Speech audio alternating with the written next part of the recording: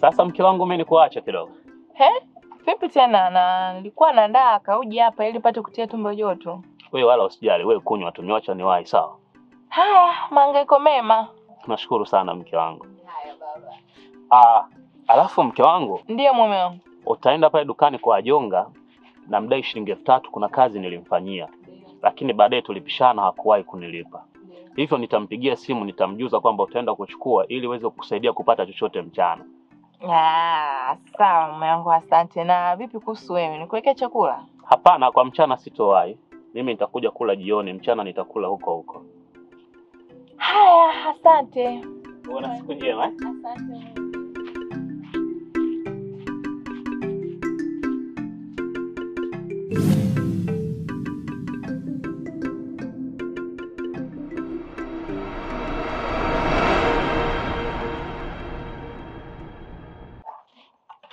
Sadiki.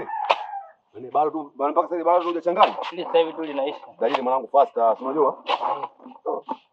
Sasa mwanangu Sadiki, yani ile issue ya jana ile. Mwanangu yule mtoto noma.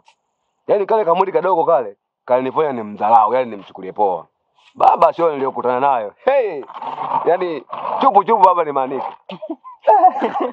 Mimi nilikuchana mapema. Usimchukulie poa dogo, jipange. Wewe mimi mkongwe. Ndio hali sasa nusu na wage mashindano. Mwanangu yani ndio hivyo. Yeye mtoto asuizi yani sio kuingia kichwa. Yaani baba unafedheheka mchana kweupe yani. Sasa kuna mwingine. Huyo ni hatari pia. Niambie. Usijali. Nitakuunganisha naye. Wewe jipange tu. Basi haina shida. Kwema jamani? Kwema, mambo vipi? Shwari. Ndio. Vipi bro? Shwari, uko poa? Fresh. Sasa ndugu yangu, hapa pana dharura kidogo. Kama unavyoona sasa hivi nipo na huyu dogo. Sawa? Kwa hiyo kama vipi wewe angalia tu utaratibu mwingine. Shida nini tena ndugu yangu?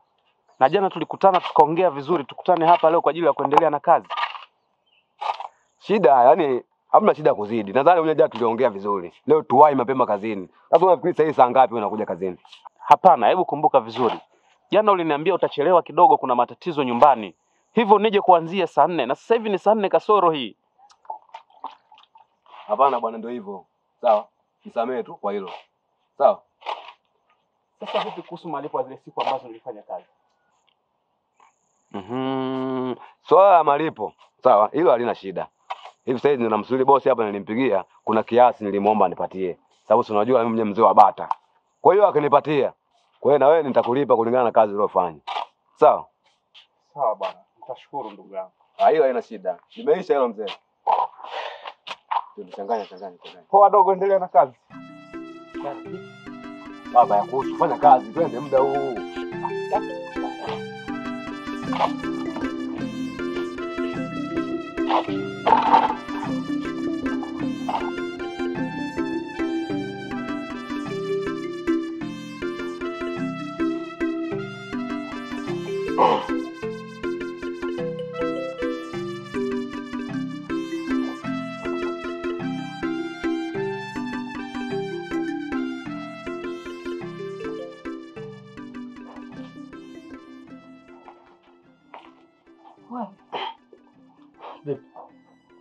Mbona unataka kuondoka? Si ndio? Kwani mimi ni kwangu hapa?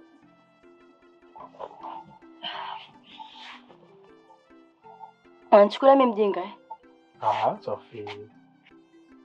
Yaani unataka uondoke uniache mweupe na shughuli yote ile? Kwani mimi ni mgeni kwako? Mara ngapi nakuja hapa na nakuacha uko fresh tu. Tena bila kazi yoyote. Usinifanyie hivyo bwana Sophie. Bwana, niache 5000, mimi sina hela leo. Poa.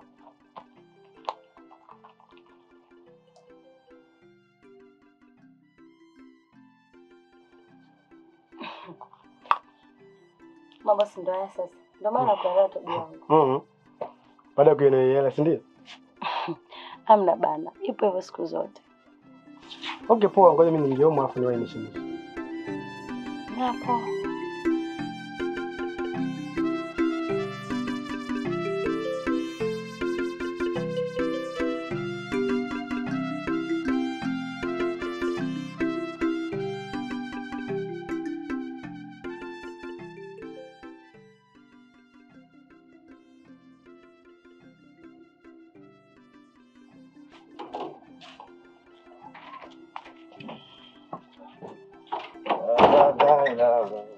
Mzee wa kazi.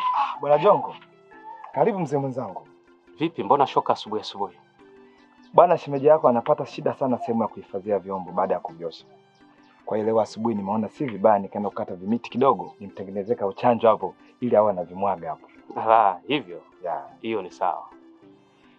Karibu tukae. Hapana. Wala nisiharibu taratibu. Hapana bwana, karibu tukae bwana. Endelea. Vipi? Mbona kama una jambo zito? Hali yangu kiuchumi imechuchumaa sana. Haisogei popote. Hapo unaponiona tukia asubuhi sijaingiza chochote mdomoni kwangu. Na kule nyumbani nimemwacha shemeji yako akoroge kauji kidogo apate nguvu ya kusogeza masaa. Ndio hivyo. Kama kuna chochote unaweza kufanya kwa ajili ya kuninusuru, nitashukuru sana.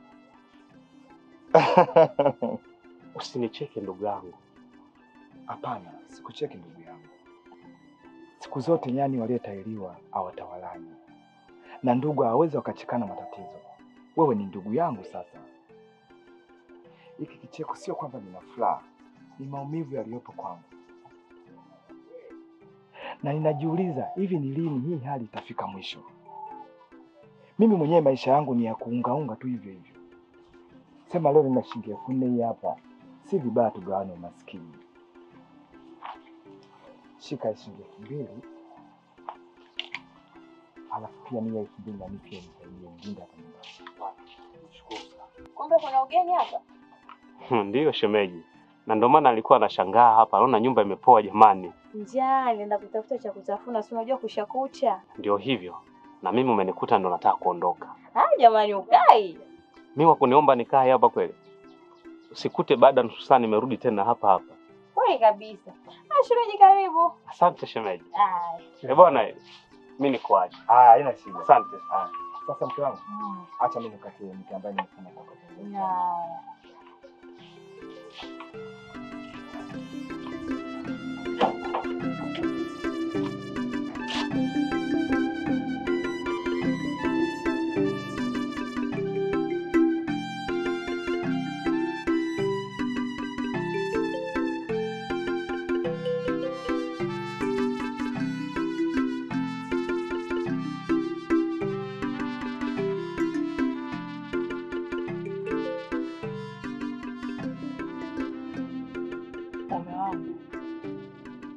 Mume wangu. Hebu kula kwanza. Hivyo nadhani ukiwa unawaza hivyo matatizo yatatukimbia. Hapana mke wangu. Lakini samahani kama nimekukwaza. Sikutaka kwangu, bali inanitokea tu hii hali mara kwa mara. Kwa sababu nimechoshwa na haya maisha mke wangu. Naishi katika maisha ya shida sana, nadhalilika.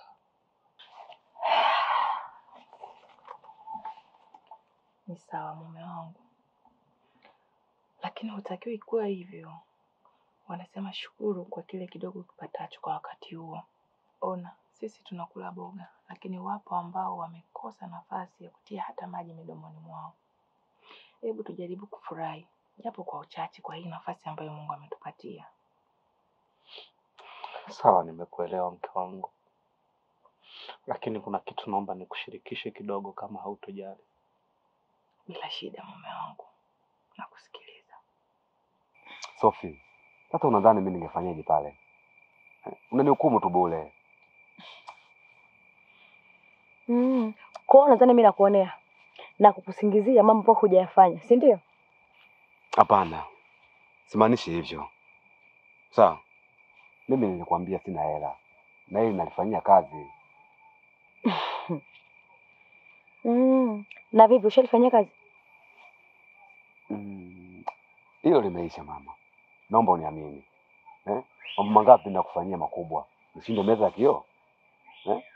Mambo makubwa nakufanyia, yani hata mama watoto wangu mimi. Ishia popo. Kama huna la maana la kuniambia, ni bora tutawanyike hapa. Kwanza mambo kusimama tuchoroni usiku. Spend. Basi tuondoke. Twende wapi? So ofisi kwako. Vipi uko vizuri? Sitokuacha kizembe.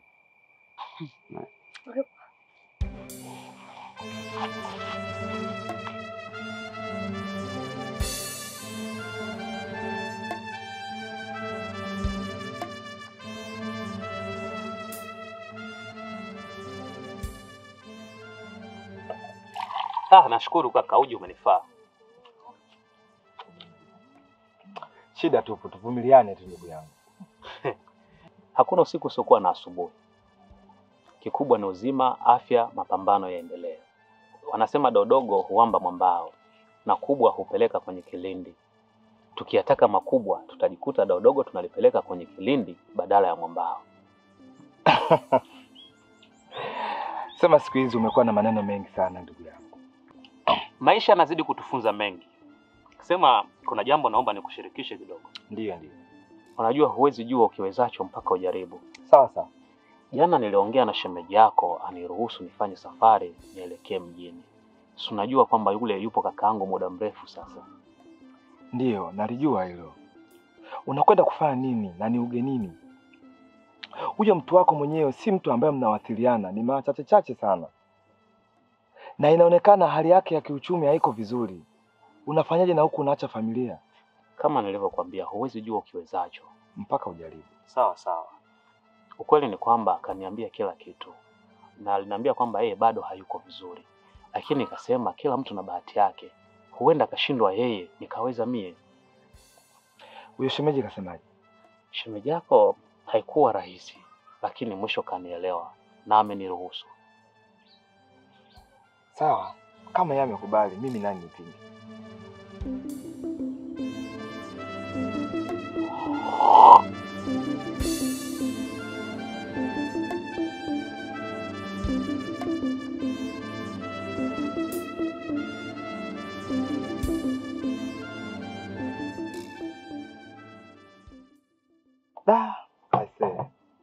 Kwa shemeji ni miezi mitatu yote hujaongea naye. Na hakuna namna ya kumpata kwa sababu namba zake zote hazipatikani. Ndio hivyo shemeji yangu, yani hata sielewi nafanyaje. Na haya maisha yalivyo magumu. Hapatikane tu kwa kweli. Pole sana shoga yangu. Asante. Ndio changamoto katika maisha. Mimi nadhani Wa Juma. Yaani Juma ni kila siku ugomvi na wenzio huyo mtoto. Huyu mtoto anamdekeza sana. Subiri ya wakuta watajua madhara ya kuwadekeza hawa watoto. Sasa shemeji, kwanza ni pole. Ujue miezi mitatu ni mingi sana. Mimi nitajitahidi niweze kumpata huyu jamaa. Kweli ndashukuru sana shemeji yangu. Sasa mke wangu, naomba niweke kwanza hivi ndani. Na muangalia bwana menye hapo bwendeni. Shemeji? Haya baadaye. Haya sawa.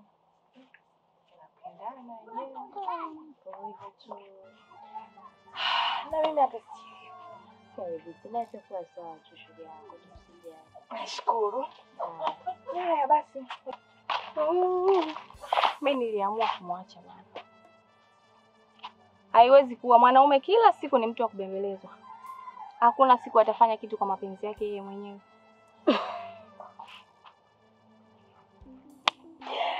Nacheka kama mazuri. Ila shogangu ndio umezidi. Ukipata kaboni hata kama ni siku moja tayari ushaeka kama moyo wako. Shoga yangu siku hizi mwanaume pita chukua chako sepa.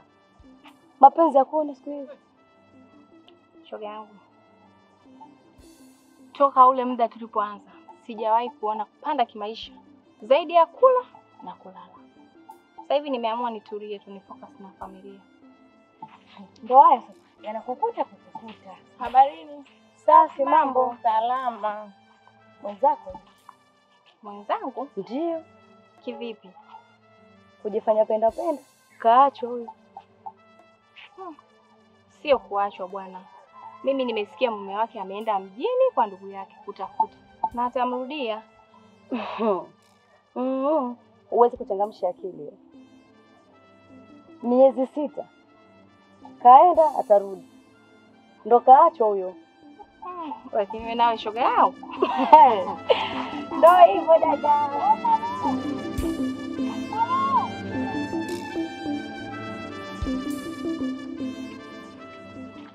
Oh, Latifa wewe. Habari yako? Mimi mzima. Hofu kwako tu mrembo. Nami nashukuru Mungu niko salama. Ndio. Mhm. Latifa. Abe, Naomba tuzungumze kidogo. tuzungumze nini tena shemeji?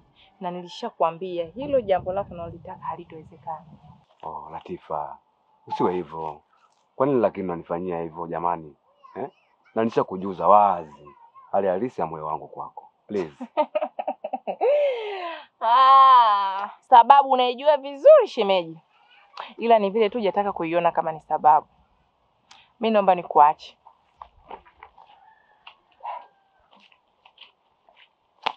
Mtoto huyu. Ila poa tu. Mimi ndo alwata nikitanda. Lazima tu mtampata.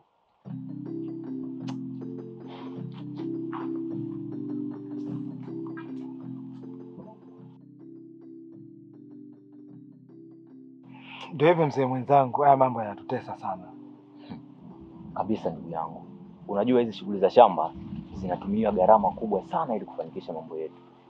Lakini sasa ukiangalia na kile tunachokutana nacho sokoni, hatuwezi kurudisha hata nusu ya kile tunachokitafuta.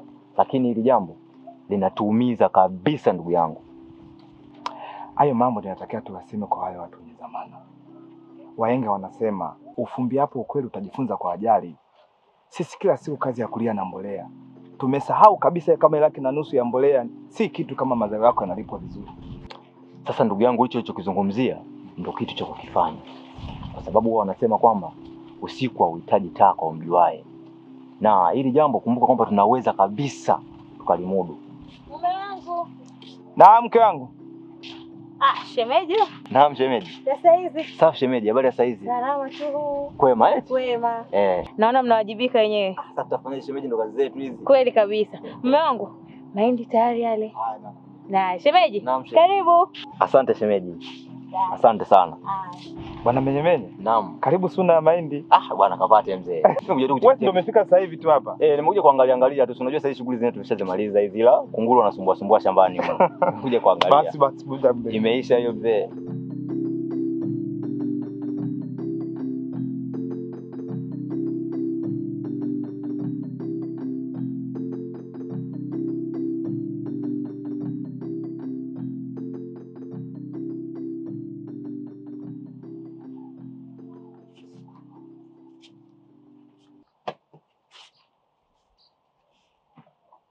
Wabati. Wow, dada.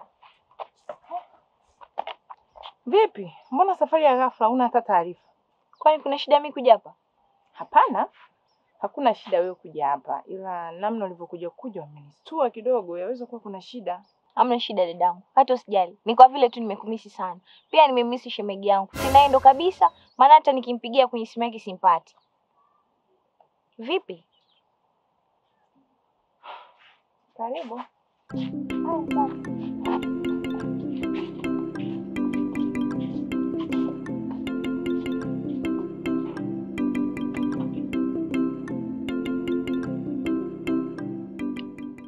Hivi, ni kweli Jonga atakuwa ameamua kuachana na Latifa kwa staili hiyo? Hili jambo ni gumu sana kujua nini kipo ndani yake. Nikikumbuka siku anipa taarifa ya safari yake, inaonekana hakuwa na shida yoyote. Mpaka kafikia kipindi cha kuchukua hayo maamuzi. Labda kuna shida nyingine. Ni muda mrefu sasa. Rafiki yangu anaishi kama mjane. Na haya maisha peke yake yanamuia ugumu. Anabangaiza mara ile, mara lile. Ni vyema tu akajua kama safari yake na Jonga imeishia hapo. Japokuwa itamuumiza kwa sasa, lakini atakuwa amefanya maamuzi sahihi.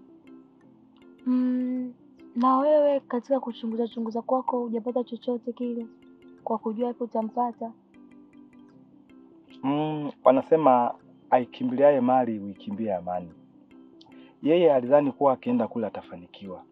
Ndio hayo sasa, mwisho anatuachia mtafaruku. Mimi kwa sasa nitafuata lile shemeji ambalo atakuwa ameliamua, kwa sababu hatuwezi kuishi pasipojua lini mwisho wake. maana itakuwa ni adhabu kubwa sana kwake.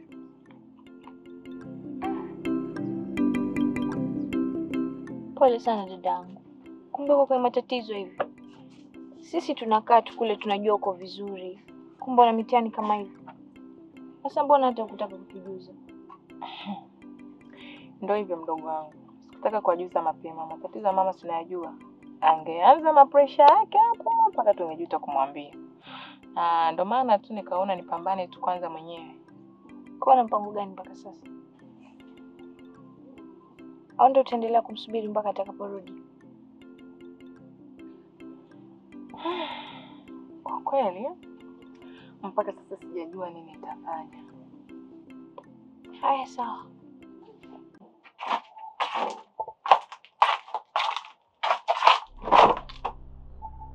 Tatizo lako wewe, huwa unachukua mikabo ya fulani hivi, yani kama sijielewi hivi.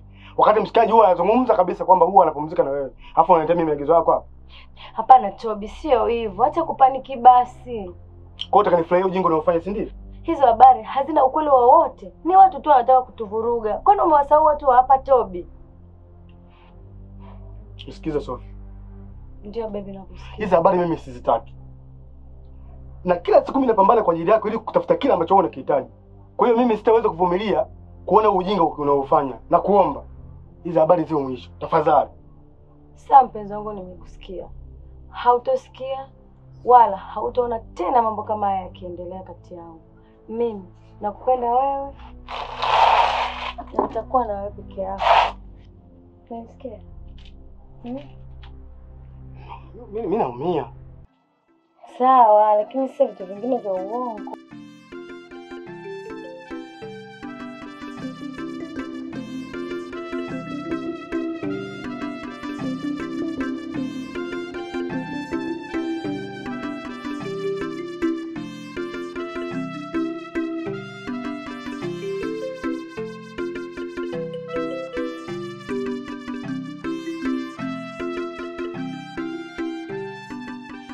Halo binti. Samahani. Habari yako? Safi, shikamoo. Asante. Nahisi kama nakumbuka hivi. Wewe ni ndugu yake na Latifa eh? Ndio, ni mimi. Sawa. Mimi naitwa Halwata Nikitwana. Ni mtu mzito sana katika eneo hili. Sawa? Naomba unisaidie namba yako. Baadaye nitakutafuta. Kuna jambo nataka nizungumze na wewe. Ni la msingi sana kuhusu dada yako. Dadangu? Yeah. Dada yako niko na jambo naye. Japo kuna muda huwa hataki kuonyesha ushirikiano. Ni jambo ambaye hata yeye mwenyewe ningemsaidia au wote kwa pamoja. Yeye nadhani wewe utanisaidia kumwelewesha. Kama ni jambo jema hakuna tatizo. Mimi wala sina shida. Ondoa shaka kuhusu hilo. Tayari. Na asante. Haya, nashukuru. Haya. Haya.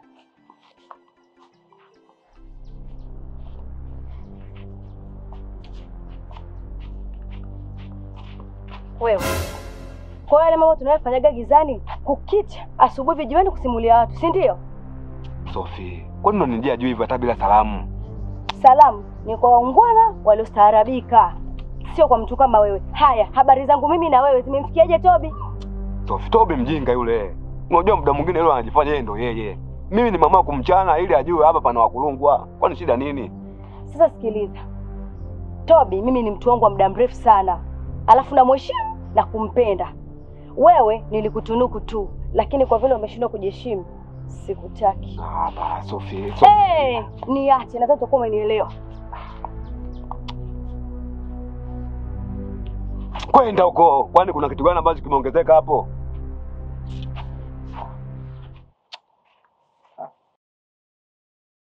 Mimi sikwambii uwe naye kama mumeo. Hapana. Mfanye tu kwa pembeni ili aweze kukusaidia baadhi ya vitu. Kwa sababu haya maisha unayoishi ni magumu sana. Bahati mdogo wangu. Kitu ambacho nataka ukijua, mimi sio mjane kwamba nimefiwa na mume wangu. Lakini pia mimi hajanipa talaka. Mume wangu aliondoka tukiwa na makubaliano. Anaenda atarudi na tutaendelea na maisha yetu. Hivi nadhani arudi akute hizi story. Unafikiri itakuwaje? Lakini pia wanasema ni bora kufiwa kuliko kuondokewa. Kwa sababu huko alipo hatujui anawaza nini. hatuna hata mawasiliano naye. Hilo pia ni fumbo kwetu. Vipi ikitokea haturudi tena? Utafanyaje? Kuwa makini sana dadangu. Kuna muda wanaume hivi ndivyo walivyo. Wanatumia maneno mazuri ili kutufanyia vitendo vibaya.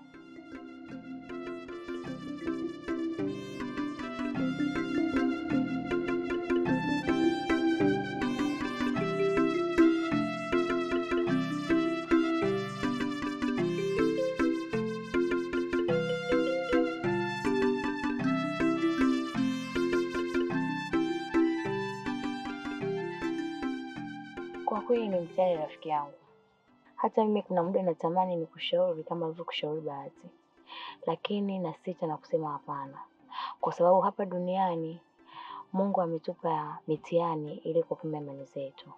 Unaweza ukasema leo uanzishe safari mpya ya mahusiano. Je, akirudi? Hilo ndo swali ambalo linatesa sana Mungu wangu. Hakika sitaki kuonekana msaliti katika hili. Yaani itanitesa zaidi hata inavyonitesa jambo la yeye kutokupatikana.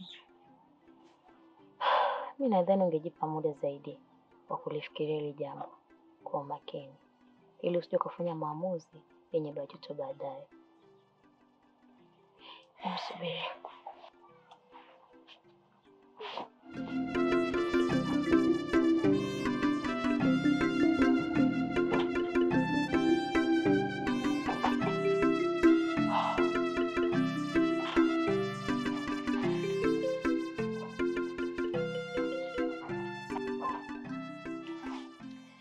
Hebu kamata hii itakusaidia. Bina, Usijali, nishafanya manunuzi. Hii nilikuhifadhia uliponipigia simu kwamba unafika. nashukuru sana rafiki yangu. Hakika nilijua atanisaidia, lakini sio kwa ukubwa huu ambao unanionyesha. Usijali ndugu yangu, haya maisha. Leo kwako, kesho kwangu.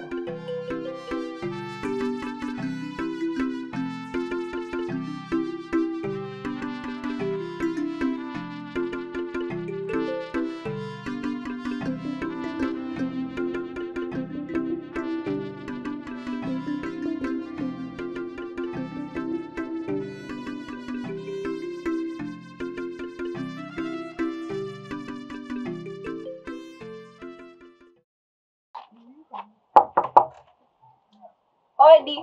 Karibu. Karibu. Oh, Bahati. Na mama. Karibu. Please, karibu. Haya, shika karibu. Karibu sana. Haya, asante. Karibu ndani. Hapa panatosha. Hapa tu. Karibu. Haya, asante. Bahati, unataka kuingia ndani? Hapa panatosha.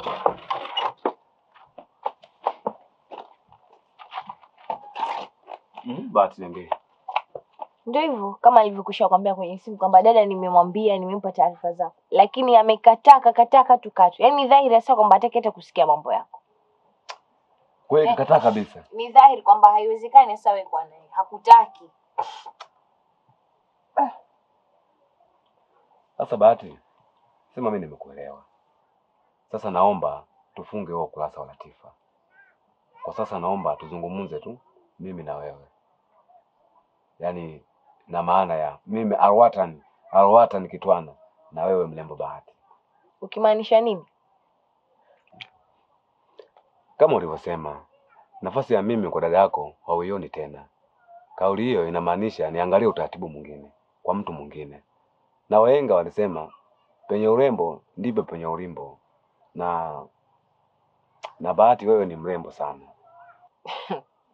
Kome mko mia kwangu sasa. Sio swala la kupaniki Bahati. Nimejaribu kwa dada yako, imeshindikana. Na hakuna chochote ambacho tumekifanya kitufanya kwamba tusiweze kuwa pamoja.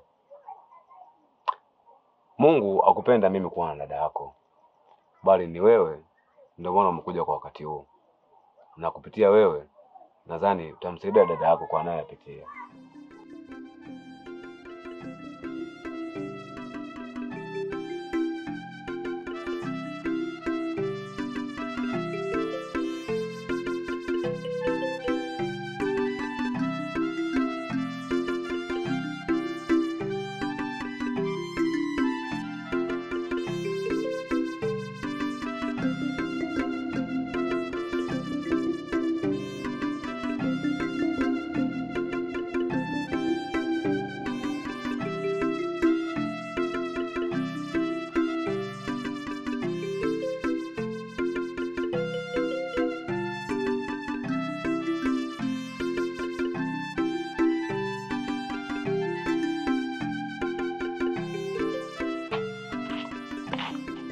Shoga yangu umerudi? Nimerudi. Karibu. Asante. Kaa pale mwenzako niko kufuafua hapa.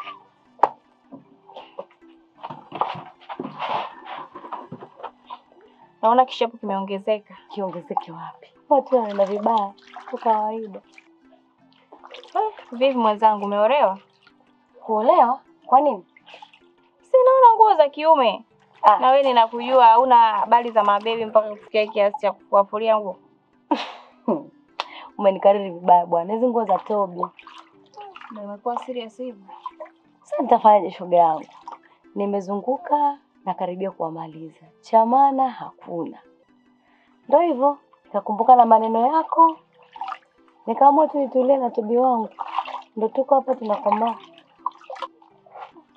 Ila hiyo safi mwenzangu. Maana sasa hivi inabidi ifikie kipindi ujiulize mwenyewe. Mimi niko na mchumba. Mungu akipenda huu mwaka uishi, tunaweza kufunga ndoa. Uwe, usiniambie. Ndio hivyo. Hongera shoga yangu. Asante. Lakini Meshisi anaenda? Kama kawaida. Nimejaribu kwa dada yako imeshindikana. Na hakuna chochote ambacho tumekifanya kitufanya kwamba tusiweze kuwa pamoja. Mungu akupenda mimi kuwa na dada yako. Bali ni wewe ndio maana umekuja kwa wakati huu. Na kupitia wewe nadhani utamsaidia dada yako kwa anayopitia.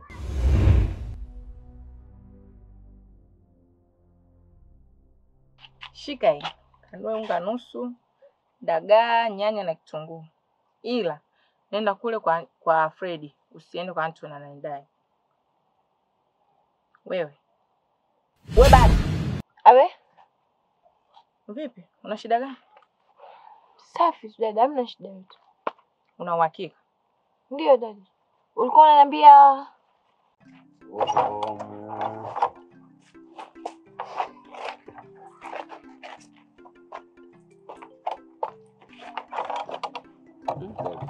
Kwa ndo naondoka jamani. ndio itabidi niwahi. Nitaka na leo tena ungebaki tena hapa. Wewe tena. Man, nimeenjoy. Usijali mpenzi wangu, siku zipo. Mimi nipo hapa, nitakuja. Sinajua tena ninakupenda. Najua hilo. Basi sawa. Sasa. Basi haina shida, subiri kidogo. Tembea tu hivi sasa hapo, unabidi ukachukue boda hapo na wahi ili. Sawa. Sitaki utembee hivi maana sija kuona watu. Sio hiyo.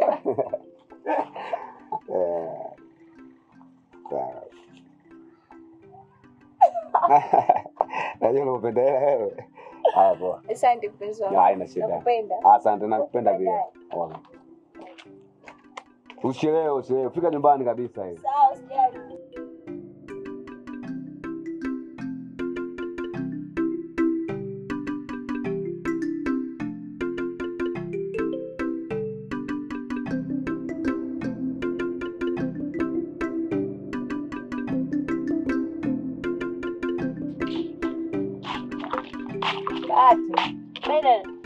Mimi niko tayari kwa safari yangu.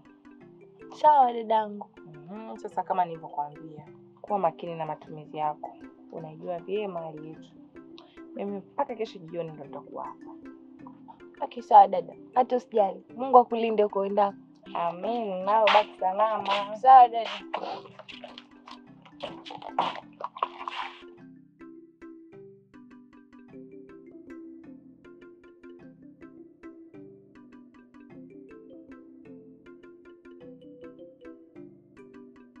Hodi wenyewe. Karibu. Karibu kabisa. Bwana Jongo? Yes. Vipi bwana? Safi, mambo vipi? Siku nyingi. Safi. Habari za huko toka? Namshukuru Mungu, alhamdulillah. Sijui nianze na lipi ndugu yangu. Najua una mengi sana. Ila nimepita hapa kuthibitisha tu kwamba upo. Nitarudi rasmi baadaye. Ndio. Wacha nende nyumbani nikamwone wife kwanza. Hilo la maana sana hilo. Kwa sababu uko aliko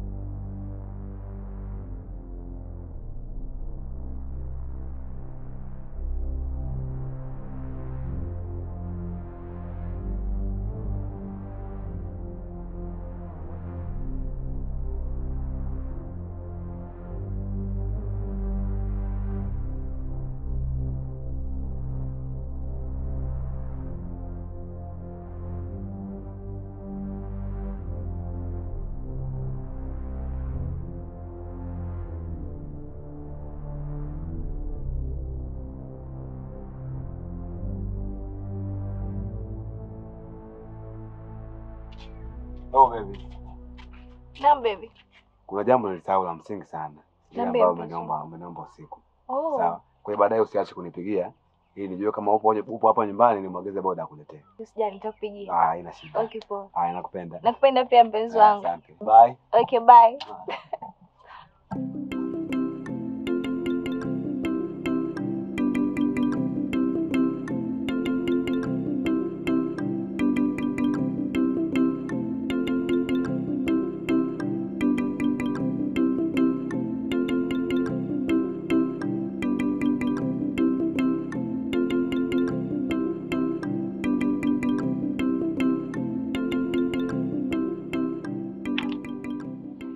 Vipi kaka? Kaka vipi, mbona nitisha?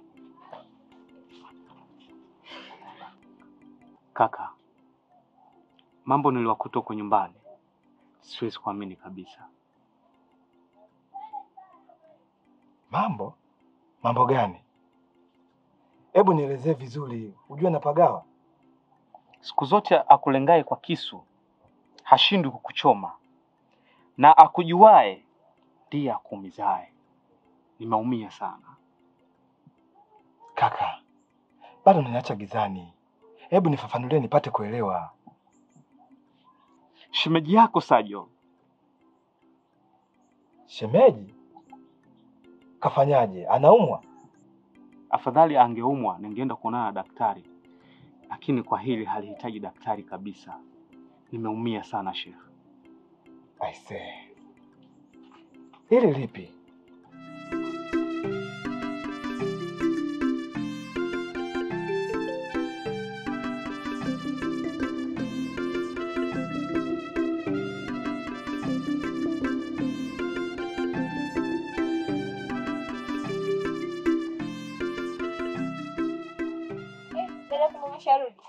Karibu. Asante. Hivi nini hivi?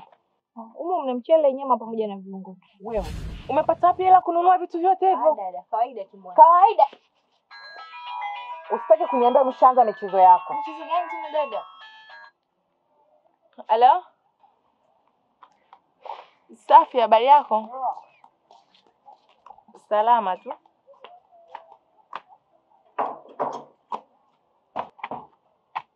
Niko nyumbani hapa. Ha? Wewe. Mungu wangu. Sawa basi nakuja. Nakuja.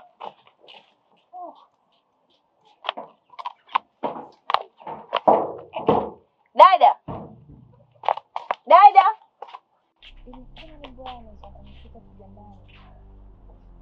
Shoga, karibu.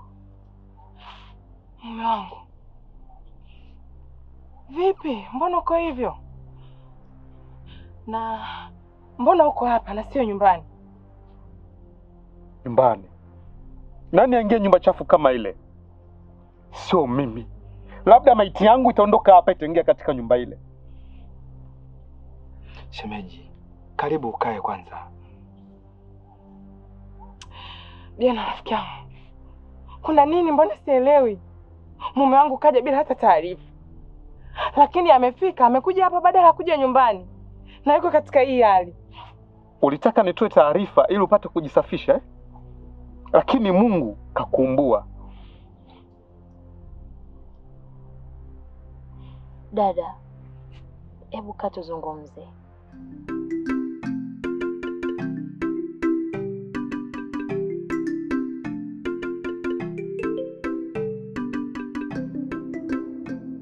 Niambie Bahati. Ndio sasa unapendeza, unameremeta. Kuna Rwatani hapa. Hiyo ndio nafasi ambayo ameikosa dada yako hiyo.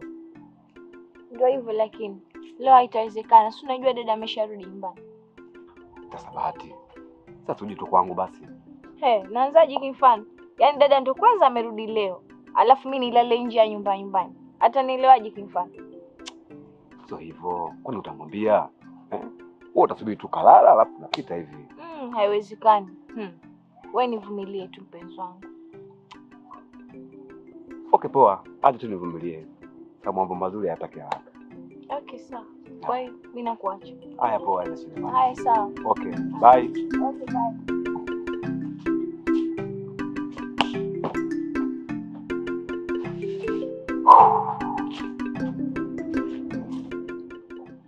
Nashukuru sana baby kwa kunielewa.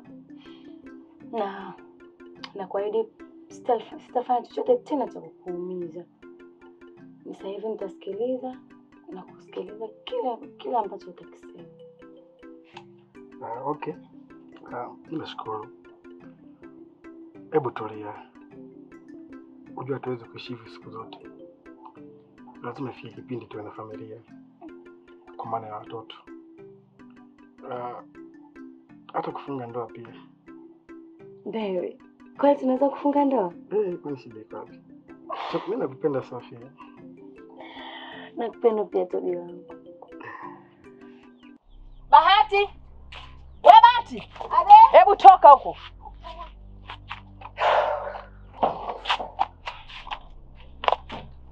Dada vipi? Mbona kama huko sawa? We vipi? Mbona simu yako patikani? Si umezima chaji imeacha ndani. Umeona shemeji yako leo? Shemeji? Shemeji yupi sasa? Wewe una shemeji yupi? Hivi dada tuseme hujui kama shemeji hayupo. Hasa mimi naona naye vipi? Kwa dada vipi? Ulikuwa na nani ndani humu leo asubuhi? Sina kuuliza wewe. Sikuwa na mtu. Sikiliza Bahati nikwambie. Mimi najua kila kitu. Labda tu nikwambie shemeji yako yuko hapa. Na alikuja akamuona kitu anakitokea humu ndani. Amekasirika sana kwa sababu anajua mimi ndiye niliyekuwa naye. Nimejaribu kuongea naye amekataa kata kurudi hapa nyumbani. Sasa naomba uniambie ukweli.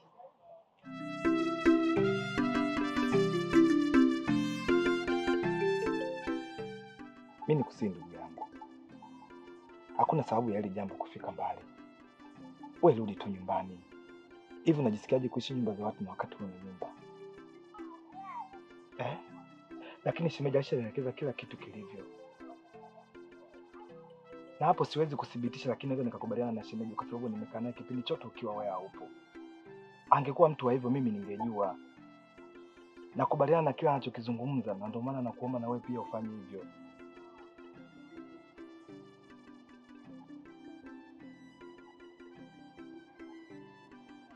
Si rahisi hivi ndugu yangu. Najua hilo kaka. Lakini tambua penye dhuluba na shwari pia ipo. Shemeji alikuwa anapitia wakati mgumu sana. Na hapo ndipo ninaamini ana mapenzi ya dhati kwako. Si rahisi wanawake wa siku hizi ukapoteza muda mwingi hivyo bado ukamkuta yuko sawa. Na hapo ndipo nakusii kutopoteza shemeji, utakuja kujijutia rafiki yangu. Kwa hiyo unataka tufanye nini ili kulimaliza hili tatizo? Naam, hilo ndio swali utakiwa uniulize mapema sana. Nisamehe sana shemeji. Kiukweli sikuwa na namna. Nilikuwa namuonea huruma sana dadangu. Yale maisha ambayo alikuwa akiyapitia. Na kwa vile wewe ulikuwa hata humpigii simu. Huku yeye akiwa na imani sana juu yako. Kwa hiyo mimi nikaona ni bora tu niubebe ule mzigo wa mimi kutembea na Kitwana ili aweze kutusaidia baadhi ya mambo hapa nyumbani. Kwa hiyo ni kweli wewe ndio ulikuwa na Kitwana na sio dadako? Ndiyo. Ile siku dada alikuwa hayupo sasa. Amerudi siku ya pili. Na wala hakuwa akijua kwamba mimi niko na Kitwana. Shemeji, msamehe sana dada. Hana makosa. Mimi ndo mwenye makosa. Na yote hayo nimefanya ni kwa sababu tu nilikuwa nimeshaipoteza imani juu yako. Lakini shemeji, ilikuwaje na wewe uondoke siku zote hizo hata simu usimpigie? Na unajua hali ya maisha ambayo umemwachia nayo nyumbani. Shemeji, mimi naomba hili jambo liishe. Si vyema kuendeleza chuki zisizokuwa na faida. Zitatupa majuto baadaye. Kiukweli mimi namsifu sana rafiki yangu. Amepitia magumu sana.